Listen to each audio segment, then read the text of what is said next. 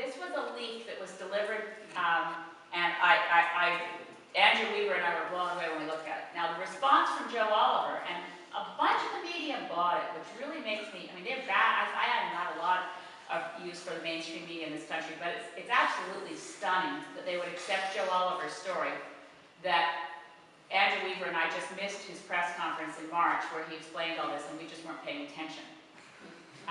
Because I wrote a long article analyzing his press conference in March. It wasn't published in Island Tides, but I put it back on our website recently so people could find it easily. I published it in the Hill Times.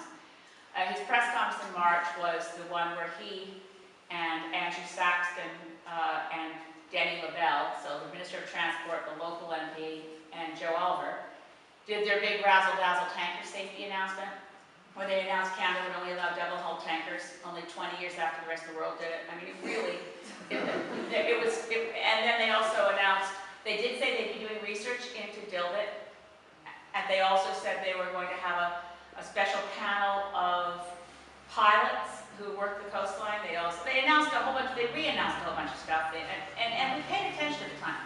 Nowhere in there did they say, in 2013 and 2014, $78 million is going to be spent by a consortium of departments, Environment Canada, Fisheries and Oceans, Transport Canada, and the Coast Guard, under a project that will be referred in all internal documents as the Northern Gateway Project.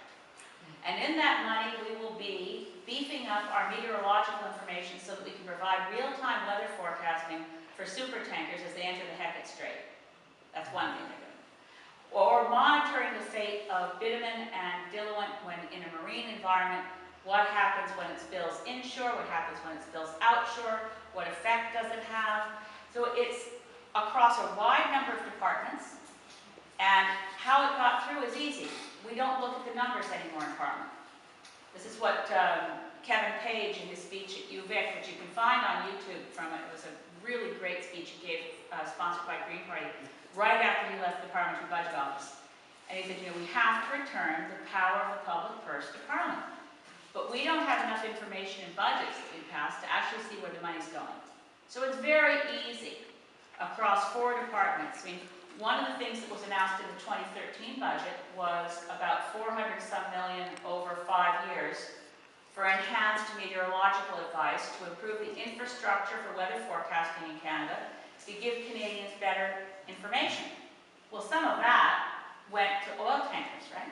So it's not hard to have $78 million, and next year it's $42 million, again, in the Northern Gateway Project. So it's astonishing to me that the leak that we got and the way we explained it and explained it, that there wasn't more of a response from the media. The media tended to split between reporting on what we said as though nobody was sure it was true, even though we put the documents up online, and reporting on what Joe Oliver said as though, boy, those Greens are silly, they can't even remember a press conference from March, or they snooze through it. As if I'd snooze through a press conference on tanker safety. I mean, really. Yeah. Joe Oliver said on CTV that, oh, Elizabeth May should do her homework. Really? Because, I mean, I'd done this whole analysis of this press conference. And it's not as if it happened 5 years ago, or even 20 years ago, before things were findable on Google. This was in March. All the reporters had to do was Google Joe Oliver's press conference from March and look and see, does it announce a $78 million program for this year? It doesn't mention research into Dilbit. It does. It mentions it. But I don't think it. There's no way they announce this. So that's where the money's going. That's how it's being spent. I really do, if any of you are upset about the fact that this has happened, please do look at my website for looking at this. We've posted not all of the stuff that got leaked because we wanted to try to protect whoever it was who leaked it to us. So we selected out pieces that mention people's names. We don't know where we got it, so we don't want to put too much out there. But the key pieces we posted online. You can go back and look at Joe Oliver's press conference.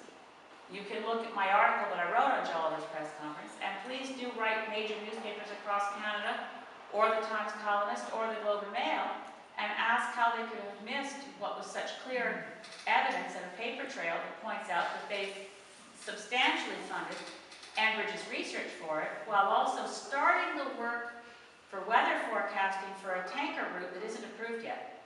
I mean, if that tanker route isn't approved for tankers, you don't need the level of weather forecast